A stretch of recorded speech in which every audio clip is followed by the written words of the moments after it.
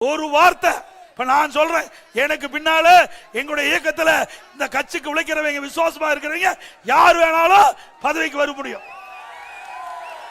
ஒரு வார்த்தை சொல்லு பார்க்கலாம். எங்கேயாவது ஒரு கூட்டத்திலேயாவது எங்க குடும்பத்தை தவிர திமுகவில் உழைக்கின்ற நல்ல பண்புள்ள ஒருவருக்கு நாங்க உயர்ந்த பதவி கொடுப்போம், திமுக கட்சியில தலைவர் பதவி கொடுப்போம், திமுக ஆட்சிக்கு வந்தா முதலமைச்சர் கொடுப்போம், ஒரு வார்த்தை சொல்லு ஸ்டாலின். அதிமுக ஆட்சியிலேயே மக்களை தேடி வருவாய்த்துறை எனும் திட்டம் செயல்படுத்தப்பட்டது என்றும் அதனை காப்பியடித்து உங்களுடன் ஸ்டாலின் திட்டத்தை செயல்படுத்துகிறார்கள் என்றும் எதிர்க்கட்சித் தலைவர் எடப்பாடி பழனிசாமி தெரிவித்தார். கடலூர் மாவட்டம் காட்டுமன்னார் கோவில் சட்டமன்ற தொகுதிக்குட்பட்ட பகுதியில் மக்களிடையே உரையாற்றிய அவர், ஒரே திட்டத்துக்கு வெவ்வேறு பெயர்களை வைத்து திமுக அரசு மக்களை ஏமாற்றுவதாக குறிப்பிட்டார்.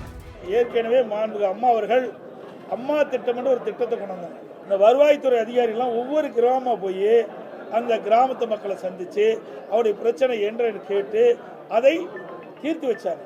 அது ஸ்டிக்கர் ஒட்டி தான் இன்றைய முதலமைச்சர் ஒரு 40 கோரிக்கைகள் அடங்கிய ஒரு விளம்பரத்தால் அடித்து உங்களுடன் ஸ்டாலின் என்று விளம்பரப்படுத்துகிறார். ஏன் இந்த 4 வருஷமாக செய்யலை? மக்கள் இவ்வளோ பிரச்சனை இருக்குது இல்லை, அவர் கொடுத்த 46 இடத்துலையும் பிரச்சனை இருக்குல்ல, அது ஏன் செய்யலை? சிறுபான்மை மக்களின் ஓட்டை வாங்கத்தான் பாஜக எதிர்ப்பை கையில் எடுக்கிறார்கள் என்று கூறிய எடப்பாடி பழனிசாமி, திமுகவை அகற்ற வேண்டும் என்ற நோக்கத்தில்தான் பாஜகவுடன் கூட்டணி சேர்ந்துள்ளோம் என்றார். அதிமுகவில் தனக்கு பிறகு சாதாரண தொண்டன் யார் வேண்டுமானாலும் தலைமை பொறுப்புக்கு வருவார்கள் என்றும், ஸ்டாலினால் அப்படி சொல்ல முடியுமா என்றும் எடப்பாடி பழனிசாமி கேள்வி எழுப்பினார். திமுக குடும்ப கட்சி, அது ஒரு கார்பரேட் கம்பெனி கட்சி அல்ல. திரு கருணாநிதி, திரு ஸ்டாலின், திரு உதயநிதி, இப்போ இன்பநிதி வராரு. ஒரு வார்த்தை இப்ப நான் சொல்றேன், எனக்கு பின்னால எங்களுடைய இயக்கத்துல இந்த கட்சிக்கு உழைக்கிறவங்க, விசுவாசமா இருக்கிறவங்க யார் வேணாலும் பதவிக்கு வர முடியும். ஒரு வார்த்தை சொல்லு பார்க்கலாம்.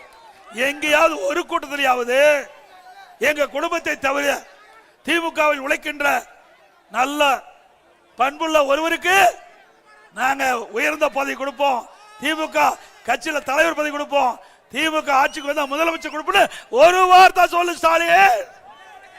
முடியாது. கொஞ்சம் ஏமாந்தா காட்டுமன்னார் கோயிலுக்கு அத்தனையும் பட்டா போட்டுருவாங்க. எடுத்து முறை பட்டா போட்டு ஸ்டாலின். ஆமா, மன்னராட்சி வந்துட்டா என்ன பண்ணுவாங்க? மன்னராட்சி வந்துட்டா அவன் சொல்றதால நம்ம கேட்க வேணும்.